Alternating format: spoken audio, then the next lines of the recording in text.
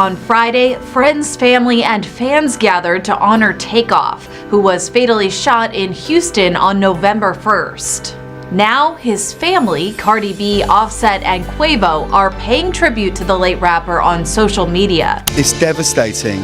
He was... My abiding memory of him was he just was so kind.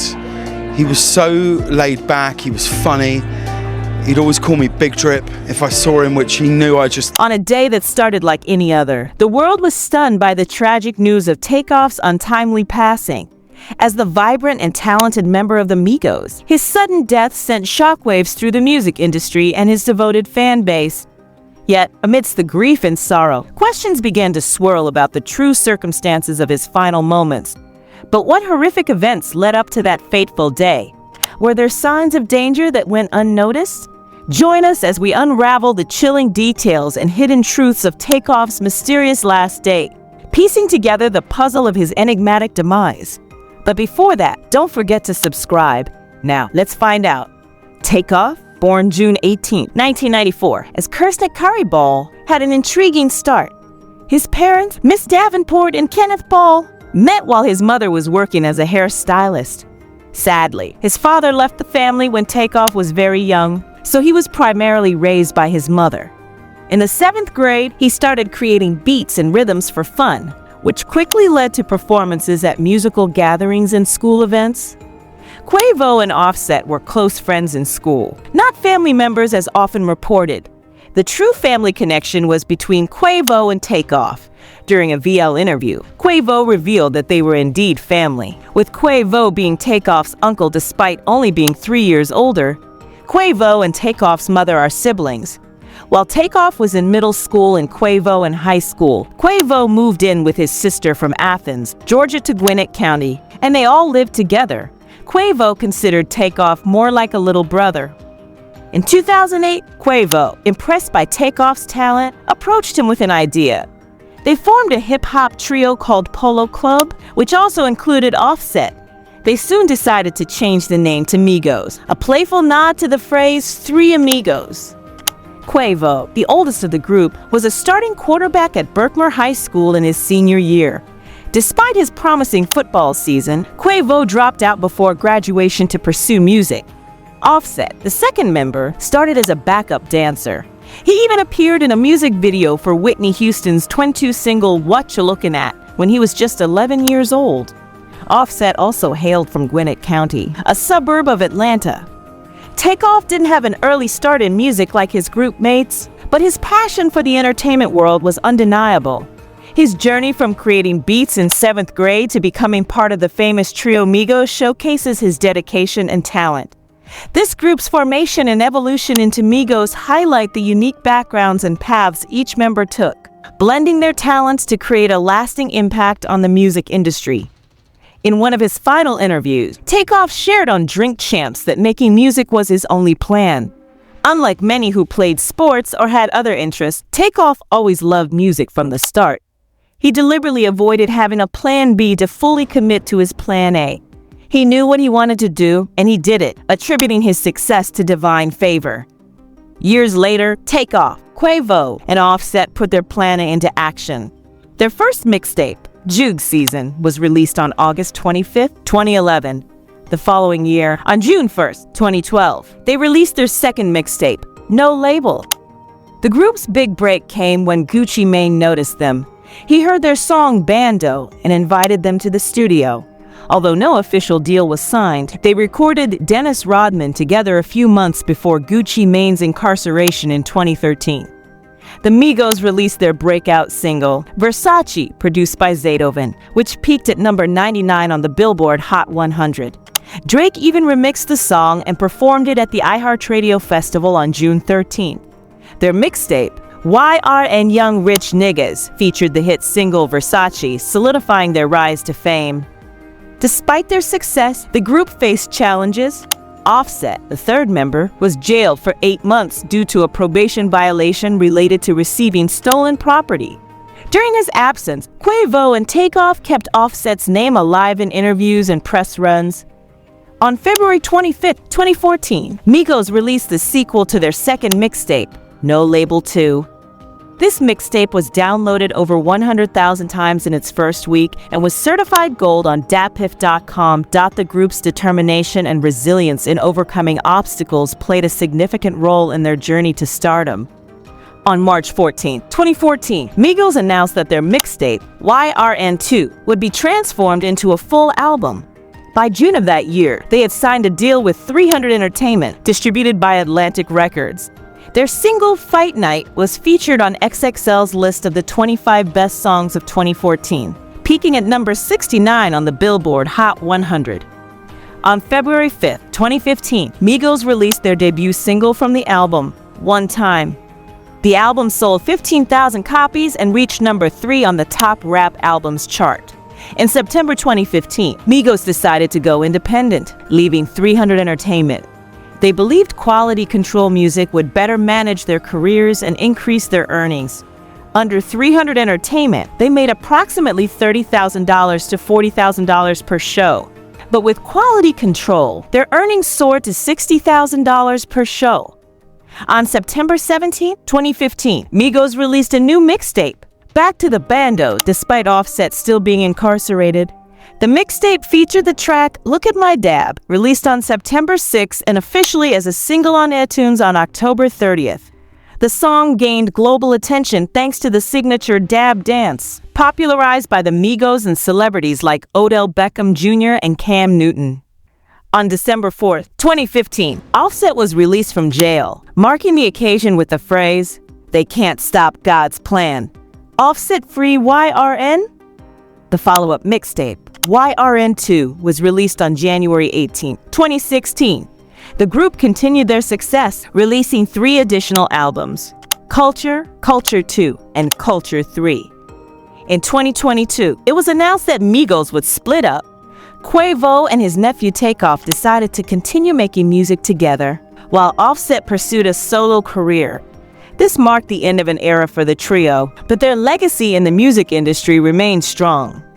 Rumors circulated that Offset had an affair with Quavo's then-girlfriend Saweetie.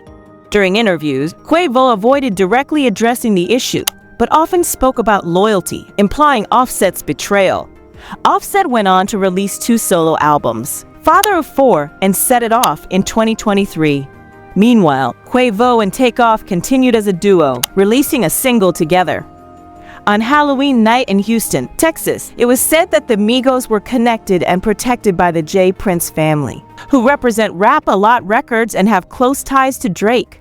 It's rumored that one of the J. Prince boys discovered Drake before he became famous.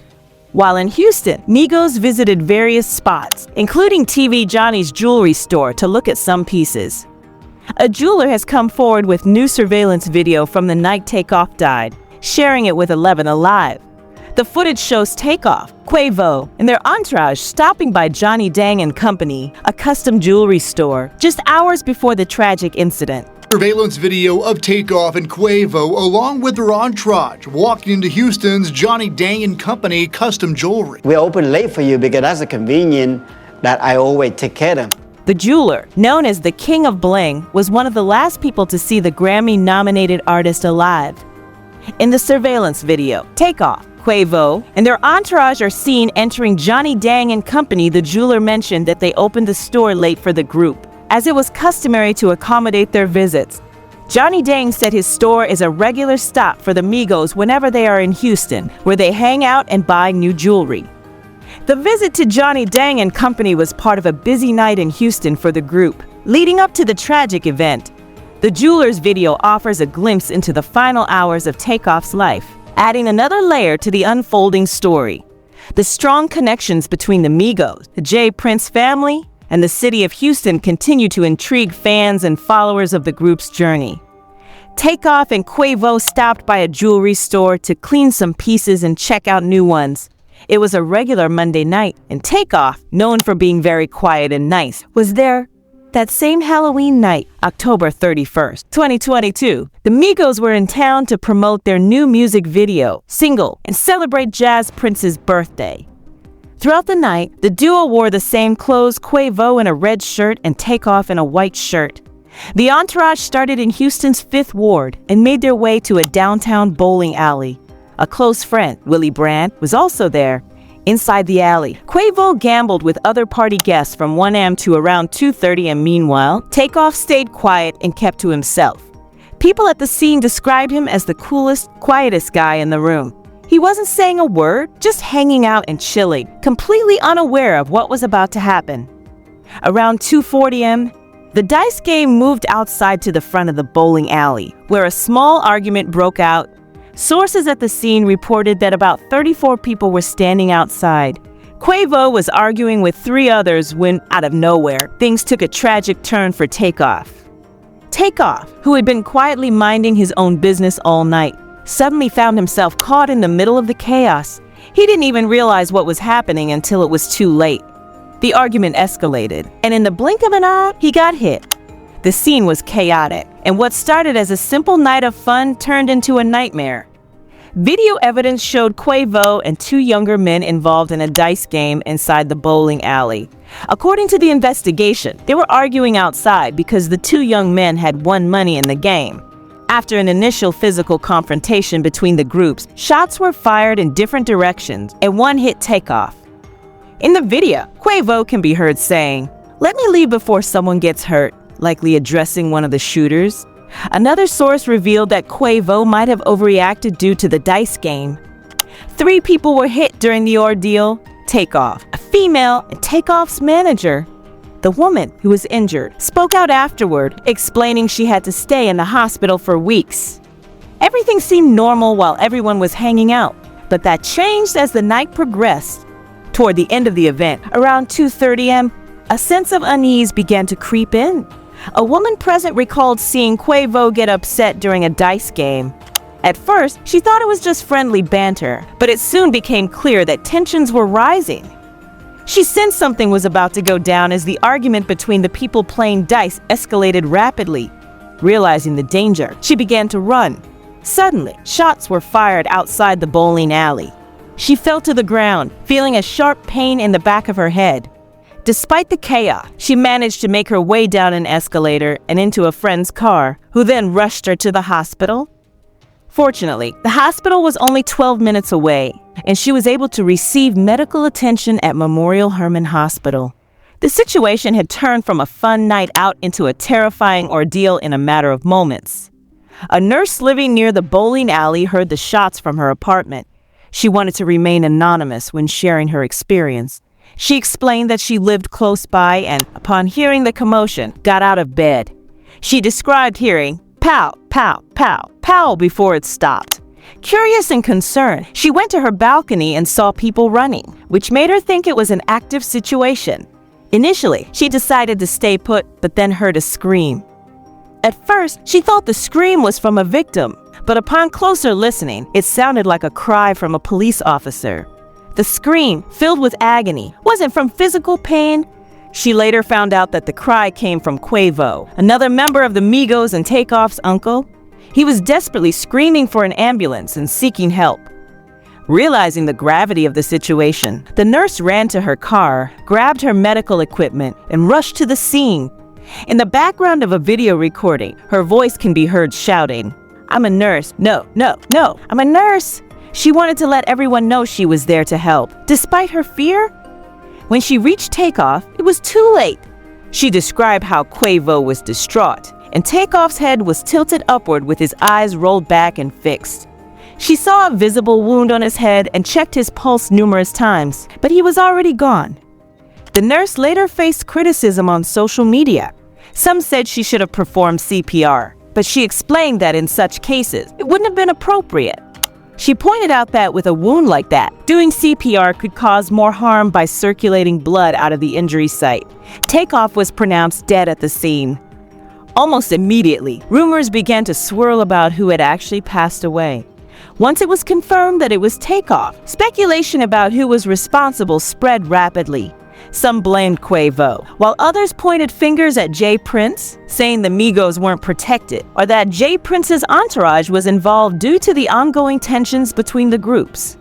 Celebrities quickly reacted to the tragic news, including Takeoff's younger brother, who posted on social media, Cardi B also shared a heartfelt post on her page.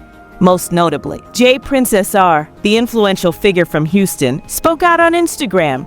He left a lengthy message about Takeoff, expressing his condolences. However, J Prince's tribute stirred controversy. Many felt it was disrespectful for him to comment so soon, especially considering the Migos were under the Prince family's care.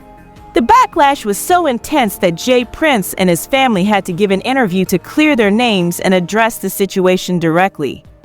As emotions ran high, the community grappled with the loss of Takeoff, while the debate over responsibility and protection continued to dominate conversations. The tragic event not only rocked the music world, but also highlighted the complex dynamics and tensions that existed behind the scenes. Guys, who do you think is responsible for Takeoff's death? Let us know your thoughts in the comments below. Then, check out this next video if you don't know why Drake is in a lose-lose situation. And don't forget to subscribe. We'll see you in the next video.